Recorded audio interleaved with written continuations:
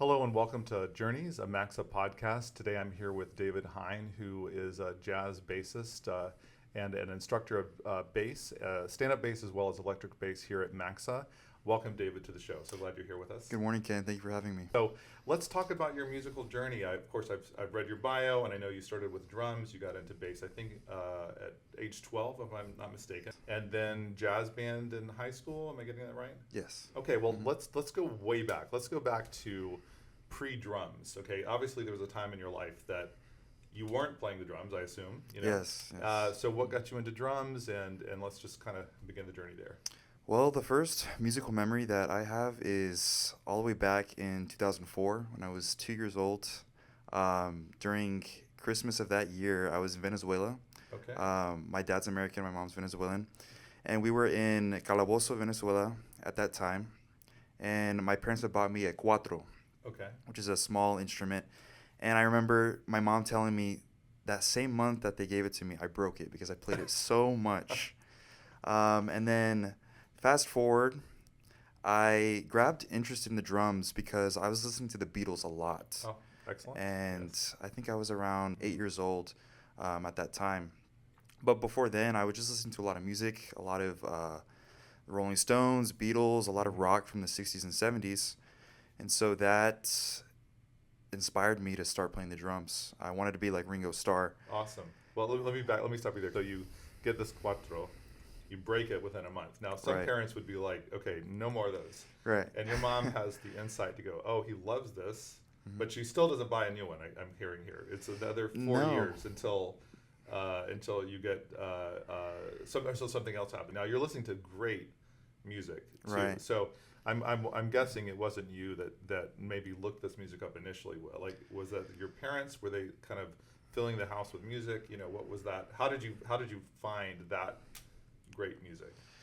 I think it's interesting because at that time, my sister had an iPod, and she would load that iPod with a bunch of music. And she loaded it with pop that was being listened to at that time, the Beatles that I had an interest in, some rap, some all types of music, really. And I think I got interest from what my dad listened to and what my sister listened to at that time, and that just But it's interesting that in a way that you gravitated towards the drums, and then also clearly resonated with music that I think we all would consider great music, Right. and which I think is very interesting.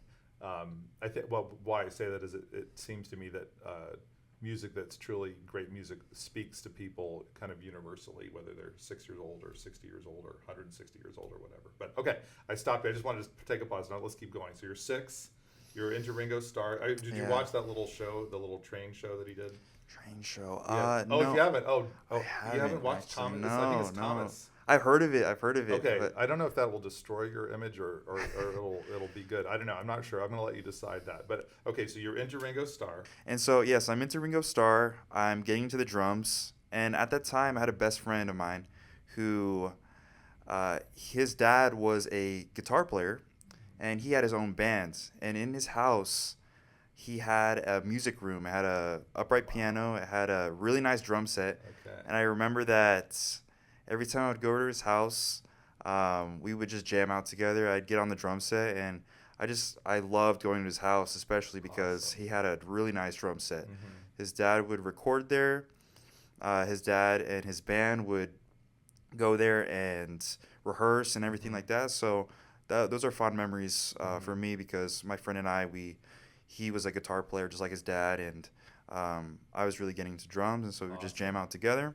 And so after playing on his drum set for a while, my parents decided to get me a drum set. Okay. And I started practicing, just playing along to a lot of Beatles songs, and just had my headphones on and would just play. And my friend and I, we decided to start our own band, and we called it the Flames. And we called it the Flames because he was really into fishing. Okay. I was really into airplanes at I that was time. wondering where this was Yeah, going. and so we The were like, you know planes. what? We're like in third grade. Yeah, You know of what? Let's course. just decide and combine the two somehow and call it the Flames because you like It would have fishing. been airishing if you went Yeah, the other way, I guess. So yeah. the planes, definitely, that's the best choice, I think. Yeah. Okay. Exactly. So he Okay. liked fishing. I like Okay. planes. Let's just call Okay. it the Flames. All right. Yeah, yeah. So did you guys start chart topping and became wildly famous in third grade, or was there something else that happened? Well, I think we composed a couple songs, Okay, very and good. I'm trying to remember, we would just create like these recordings on on like a little recorder and just Yeah, have well, I fun. wasn't trying to you know? like bring you down on that. I was just sort of thinking that one, it's really cool that y'all did that and you had the dreams to do that, and also the resources, with the exposure. He certainly had the example of his dad's band, right, and the music room. I mean, that sounds like a treasure. That sounds It like was. what a for anybody who's has an inclination to music, something like that, and to also hear professionals working together, by osmosis, that's all sinking into you. And then so anyway, keep going. Sorry to have interrupted. So Yeah, Flames is third grade. the Okay, Flames got is it. like third grade, Okay. right? And then so yeah, I'm playing the drums, getting really into the drums, and yeah, I did that for a couple years. I didn't take any formal lessons actually with drums, from what I recall. It was just I was just having fun. I got the concept of rhythm, and I think having a foundation from drums really helped me. It helps me today still with rhythm because Yeah, bass is a so, very yeah. rhythmic based instrument. But I did drums for a couple years, and then I just stopped playing drums. And I remember we gave my drum set to someone else, and I think it was because we were moving. But there was a period of time after playing drums that I wasn't playing a musical instrument. So you had that's very interesting. So was this around 11 or 12 then? Did that happen, or what age was that? Right. It was around, I want to say, I was around maybe 10 or 11. It was Okay. right before I entered middle school. Okay. So there's a period where I don't remember playing an instrument. Do you remember that tends, from what my observation with development, is that there is that period of like pre-adolescence, early adolescence, where there tends to be a shift for people of some kind, and it's interesting. That's why I asked about the age. Do you remember what it was that, and you may not, but like what was it that cooled the interest in the drums at that point? I'm trying to remember. It's there's just a lot going on in my life at that time, and I think just music wasn't an interest or priority for for what was going on. So I think that's what cooled the interest. Yeah, no, it's interesting to ask that because of course parents we watch our children and sometimes think, oh, they're going to be this or they're going to do that, and of course it's very much an open book, Right. and it doesn't mean when they stop doing something that they're not going to find their way back to it either. Right. It's a time of discovery, and okay, so that's interesting. So y'all even got to the point of giving away the drums, but that was because you were moving, right? Right. So, go ahead. So I'm guessing if you didn't move, maybe they would have stayed there, Right, possibly. maybe, possibly. I just remember that we gave them to this other kid that was a little younger than me, who was also into drums. But from there, I wasn't playing music for maybe like a few 2-3 years. Okay, all right, so Right. pretty significant amount of time. So what then something then re-sparked your interest. So tell me about that. Well, so we moved to Plano, North Dallas, and I was starting middle school. And so with most middle schools in that area, there's an orchestra. Okay, right. And so I was still into music, and so I was like, you know what, I'm gonna join orchestra. I really like the string instruments now. And I remember there was like an orientation where those going to 6th grade were gonna go to the orchestra room and get to meet the orchestra directors. And so the students that were already in orchestra, they demonstrated all the instruments like the violin, Okay. viola, cello, bass. And I just remember like looking at the bass. I was like, wow, that's like the biggest instrument of the orchestra. It's the lowest. It just Right. it's cool, you know. Yeah, right, Like of course. in my head, I was like, man, that's a cool instrument. It's super low. I knew that it was in jazz, like, which Right, was interesting. okay. It's like I already like intuitively I knew that Ah, it was in jazz, mm-hmm, um, and so I just thought that was already interesting, mm-hmm, and mm-hmm. that's what So you attracted knew the me. versatility. That is interesting, Hmm. actually, that you had that awareness. Yeah, yeah, And then it's almost like there was like a seed somehow planted at some point with all the music you were listening to, exactly. right? Yeah, it's like I knew at that time that the bass had some type of like importance Mm-hmm, and mm-hmm. had a certain foundation to it. Right, right, right. So I don't know. That's probably because of the music I was listening to, but Mm-hmm, I was drawn to the bass, mm-hmm. and I remember I was like, hey, I want to play this instrument, and from there on, you know, when the school year started, I started playing it. Awesome. Yeah. So what did your parents like? Were your parents at the orientation, or were they? Did you have to tell them about this I after school? believe they were at the Okay. orientation, right?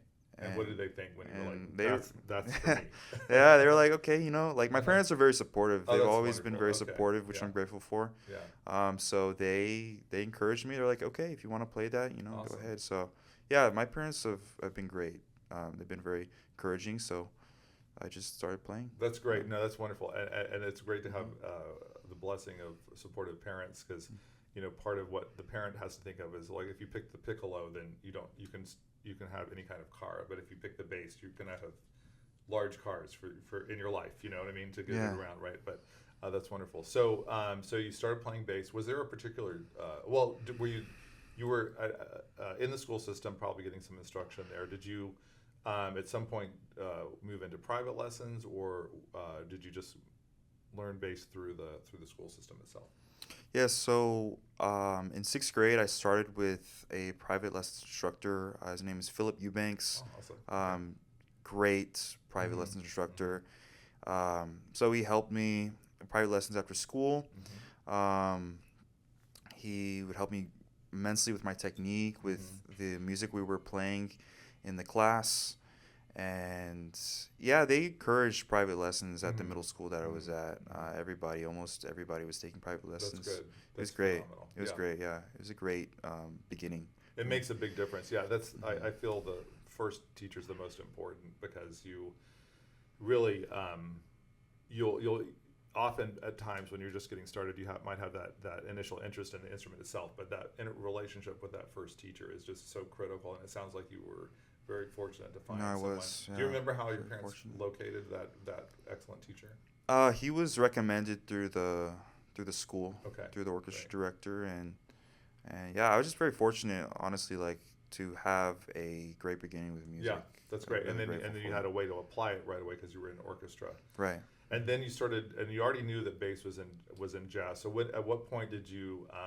I know you joined jazz band, but had you started experimenting with jazz with the bass before that, or was it just like, hey, I'm going to do jazz band, and then you're learning right there on the fly?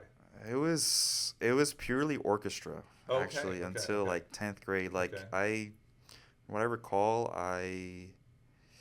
it was purely orchestra in school, and then I guess I sort of got out of just orchestra when I started playing the bass guitar in 8th grade. So I was Hmm. still in middle school, but it was 8th grade that I picked up the bass guitar, Okay, okay. and I took I took a few private lessons Hmm. on bass guitar, but then afterwards I was like, you know what, I'm gonna apply just what I know on upright and Okay. transfer it to bass guitar Hmm. because technique is different, a little bit Right. different, but Yeah. essentially they're very similar.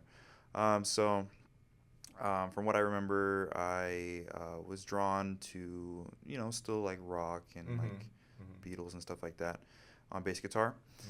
But it wasn't until 10th grade that I really got into like jazz, and that Right. changed everything. Yeah, that's what I was going to say. Okay, That I'm changed glad you everything. that you Yeah. transitioned this perfectly because not only did you just get into jazz, like this is like your life, your musical life is really defined by that change into jazz and Latin music and everything that you're doing now. So Right. so what was it? Do you remember like what was that moment like where you, or maybe you didn't have this, but some people have like a moment where like, wow, this is it. This is this discovery of something that I just think is so fascinating. I just really want to do this. Did you have that, or was it sort of the Yeah, gradual? It was gradual. So yeah, during middle school, I remember I was listening to a lot of actually EDM music, Okay. and then Uh-huh. when my uncle came from Venezuela to the U.S. Mhm. In 2015, so I was 13 Mhm. years old. Around when I was 13 years old, he introduced me to salsa, and Ah, so okay. I Okay. had always grown up as a Right. child listening to salsa music in the Mhm. house and merengue Mhm. and cumbia, Mhm. but he really introduced me to salsa, and I was like really getting into it. Yeah. Yeah. So that sparked my interest in Latin music, I see. Okay. and uh, I would listen to it and try to experiment with it on Mm-hmm. bass. And I actually did get a pair of timbales, which are Okay. drums, Okay. which are Right. Right. uh, Okay. they're played in salsa music. Mm-hmm. And so I got those, and when I was around 14, Mm-hmm. and I got a cowbell, and Uh-huh. I would just play around with them and Right. listen to Right. salsa songs Yeah. and play the cascara pattern on Mm-hmm. timbales and just play along to salsa songs with timbales. Mm-hmm. And then once I got into 10th grade, I got into jazz band and tried more experimenting with jazz and salsa music on the Okay. bass, and that really sparked like what I do now. Yeah, that's amazing. Well, so let me recap this. So you've obviously one thing I'm hearing is a very rich like cultural heritage. You know, your Right. parents listening to music, your sister, your uncle introducing you to salsa at a very I think impressionable time at It was 13, for, right? yeah, 13. And you also had an inclination, so you knew what you loved and you responded to that. It's interesting too that the rhythmic sense, like the drums and the bass, as you said, it's very rhythmic. I was thinking as you were talking about that, it's like the bass and the rhythm instruments sort of hold it. They hold the foundation together, right? And it's a very powerful foundational, um, instrument and its role. Hmm. So then you also, I would say, somewhat, and I don't know what the journey is for jazz musicians. I was a classical musician myself, so my journey was a little different. But that you got really on fire about this in 10th grade. I think that's there's a lot, given how far you've come and how your level of professionalism and success today. In my years, that's not a very long time. In your years, in your life, that probably 9 or so years seems like a long time to me. That's nothing. But it's very inspirational to hear about that. So you're in 10th grade. You're doing salsa. You're doing jazz band, and then at some point you probably say, "Hey, what am I going to do when I'm done with high school?" And how did that go? And how did you make the decision to go to Texas State? Wow, that's okay. So it's an interesting story because um, I didn't even think really about what I wanted to do until I think the pressure was serious Uh-huh. in 11th grade.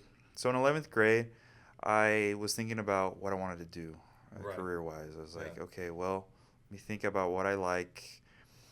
And were I you considering other things besides music? Oh, yes, Okay, so what are yes. other things are you considering? For example, I was considering being an engineer. Okay. Yeah. I had this goal of being, I think it was a aerospace engineer, 'cause Oh, I still dude. liked airplanes, Yeah. Oh, airplanes, of course, aircraft. I totally. still Oh, thought it yeah. was I interesting. didn't make that connection, of course. Yeah. Right. So Does your friend still like fishing? That's your friend. yeah, he He still does. likes Okay, fishing. Yeah. excellent. Okay, so aerospace engineer. Wow. Okay. Yeah. So I What was other things? I Yeah. I decided in 11th grade. I Mm-hmm. remember I took a principles of engineering Mm-hmm. class. I thought it was interesting. Yeah. Then I later soon came to find out I was like, I don't know. This isn't Mm-hmm. really it's not really my thing, Right. actually. Right. Engineering, I don't think it's my thing. Mm-hmm. And then I was like, okay, well, business, because my Right. mom, she owns a business, and so Okay. she encouraged me to try a business class. So I Mm-hmm. took accounting, and the thing Mm-hmm. is, I remember I took accounting instead of music theory. I was like, you know what? I'm in between these two Right. classes, accounting or music theory.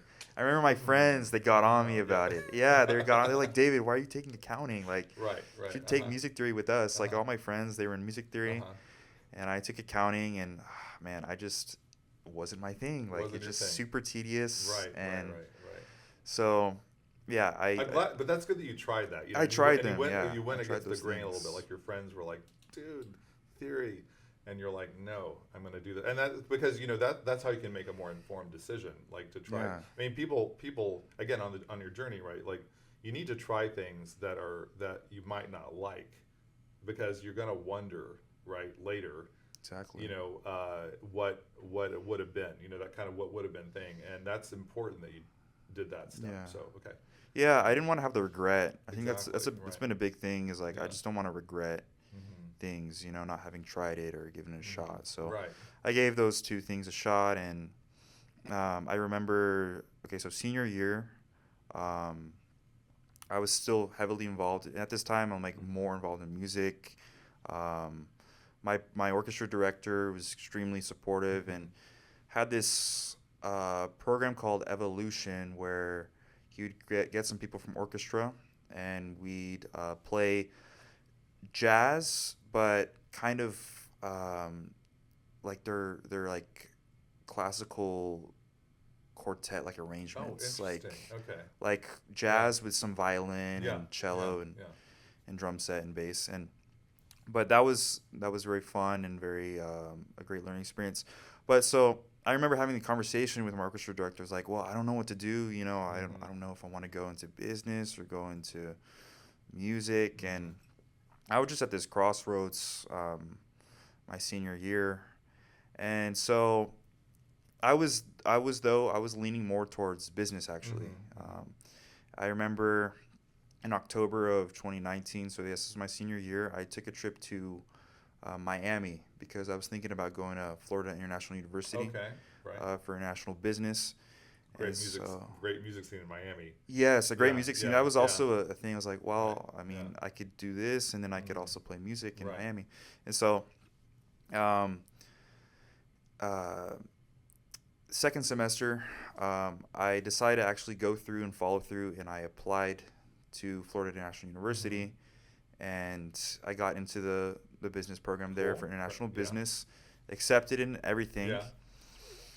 And, well, we know what happens in 2020. Oh yes, that little Yes. thing, that little inconvenience. we Yeah, had. that's We just a had little We had inconvenience, an inconvenience. This is true. Okay. That changed everything. Yeah, That okay, that's like interesting. I'm here, I think, Right.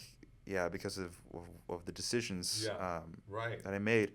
Yeah. COVID really changed it. Yeah. Changed everything for me. I was gonna go to Miami. Mm-hmm. COVID happened, and I was like, you know what? I don't think it's a good idea. My family and I, we discussed it. We were like, Yeah. I don't think it's a good idea to go out of state for university Gotcha. right now. To Right. go to Miami, Right. especially because Miami was like a hot spot for COVID, because Understood. you know A lot of well, there's a lot of in a sense traffic there. There's a back lot of and forth, traffic, yeah. internationally, Yeah. right? Of course, yeah. So we thought, it's not a good idea for me to go to school there. So, and also I was like not really sure if I wanted to go there for business. I was still like in between music Right. and business. I just Gotcha. wasn't really sure. So thought it was the best idea to just stay. So I remember I told FIU, I was like, I don't think I'm going to be going because of COVID and, Right, and these right. these situations. So I had my admission rescinded and everything, and there was a period where I just wasn't enrolled at any university, and this was nearing the time of me actually walking the stage and graduating high school. So I was just in this period. I was like floating. I was like, what am I gonna do? Right. The future's very uncertain. Yeah. COVID. I'm not in any university. Right. But then I just thought hard about it, and I spoke to multiple people about it. I was like, you know what? I can see myself taking my passion for music and making a career out of it. Teaching other people, performing.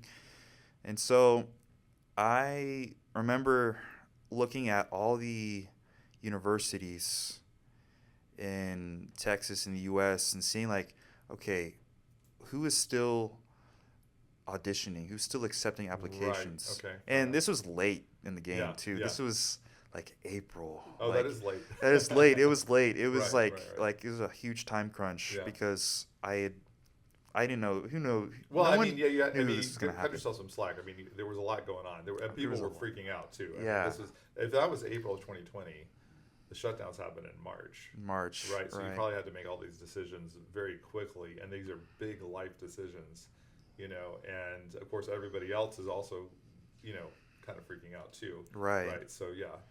So I was. Yeah, it's like I was barely like 18. I was like trying to figure things out. I was like, well, man, what am I gonna do? And so I just remember being on my laptop looking at like UNT. They had already closed their admissions. They had already done their auditions, and so I was just trying to look. And funny enough, so my sister, my older sister, she graduated from Texas State University, and I remember when she graduated, I was walking my stepdad, and we were going to the parking lot, and he was like, hey, maybe one day you could go to Texas State. I was like, no, I'm not going to. You could be like your sister, go to Texas State. And I was like, no, I'm not going to go to Texas State. Then I remember I looked at Texas State School of Music just out of curiosity. I was like, okay, well, actually, I'm going to take a look at this. And so I emailed Dr. Hamrick, who's the bass professor there at Texas State, and they happen to have one spot left in the bass studio. Oh my God! And I was like, you know what? Wow. Looks like I'm going to Texas State. And so I auditioned. I had to do a video audition because of protocol. Right. And I got in. I got into Texas State. Awesome. And you know, I look back. It's just I laugh at what I said when I was younger. Of course. And I ended up going to Texas State, and I got accepted and everything. And I was finally at like a moment of like peace, because it's like, okay, I know what I'm gonna do now. I'm enrolled in school. Right. I'm gonna give it my all. I'm gonna give it my all in this program. And so I started school in August of 2020, and that was an interesting time too. Very nostalgic, because it's just the world was so different in 2020. Right, absolutely. But yeah, I loved Texas State. That's awesome. I loved going there. You know, it is a great school. It's a great school. We've had several graduates come and teach here, and we've had several faculty members who've gone there, including yourself, gotten degrees from there. They have a fantastic music program on the classical side as well as the jazz side. It's an amazing resource, and it's a beautiful town. It really is. Beautiful town. San Marcos is beautiful. Yeah, just beautiful. It's a great place. Now, I'd love to dig into that a little bit more, but I have to time-wise move into what you're doing now. You are in residence at Jazz Texas, yes. Which is one of my favorite places. I need to start going there more. It's a great place, and Brent Watkins is an amazing guy. So how did you land that? I mean, that's a big deal. Yeah. Well, it was in 2022 that I started performing there, and the way it happened was, I believe it was a Saturday morning, and I had a friend who was he was a professor of mine who would come to Texas State and give classes to the this Latin jazz combo that we had. He was the leader of it, and we would just rehearse like maybe once or twice a week. But he was a part of the group of Jose Amador and Terra Nova. And so one Saturday afternoon, they were having rehearsal, and I think their bass player couldn't make it. And so my friend, Professor Rene Gonzalez, he recommended to Jose. He was like, hey, there's this bass player from Texas State that I know. So he recommended me, and they called me for rehearsal, and I was like, you know, I'll go down to San Antonio. And I sat in. I looked at the music beforehand, prepared it, and he was like, hey, look, you know, you did really well in the rehearsal. I'd like to have you sit in at Jazz Texas with us to perform. And I was like, wow, this is like, I heard about this club. I was wow, this is really cool. So I just practiced the music and showed up that night. I just remember I was like really nervous. How long was this from this call to this performance? Maybe like a month. Okay. It was short amount Pretty of time. short, but you had some Short- time to prep. I had some time to prep a little bit, and but- also to get nervous. Yeah. It wasn't like if it was that nerve- night, you have no time to get nervous, but a month you have plenty of time to get nervous. Yeah, it was So, it was it was like yeah, it was. I remember preparing for it and just like, wow, this is like a big deal because this is a jazz Right, club. Like people totally. are watching me, people Yeah. are paying Yeah. good money to come Mhm. see some really good live music. Mhm. So, Mhm. yeah, so I sat in, and once again he really liked me, and I was a sub for a while, Mhm. Mhm. and then the bass player had other commitments, and so eventually, a little later down the line, Jose asked me to be the main bass player Mhm. for Terra Nova, Awesome. and then he has another group called Natiao, Okay. Latin jazz, which is Mhm. more they play Latin jazz Mhm. and some salsa, Okay. and so soon thereafter he asked me to be the main bass player for that group as well. Wow. So it's two groups that Awesome. play at Jazz Texas. That's awesome. I want to recap because there's several really good lessons in this. Okay. One, you were ready when opportunity knocked on the door. Yes, Right? yes. And I mean, Mhm. there have been many famous stories of Andre Watts in the classical world is an example of, I can't remember the pianist that canceled at the last minute, but New York Philharmonic, Lynn Bernstein conducting, and somebody canceled at the last minute, and he does the concerto and does a great job, ready for when opportunity knocks. And people don't. I think we make our luck sometimes, by being ready. And then, not only did you were you ready, you prepared.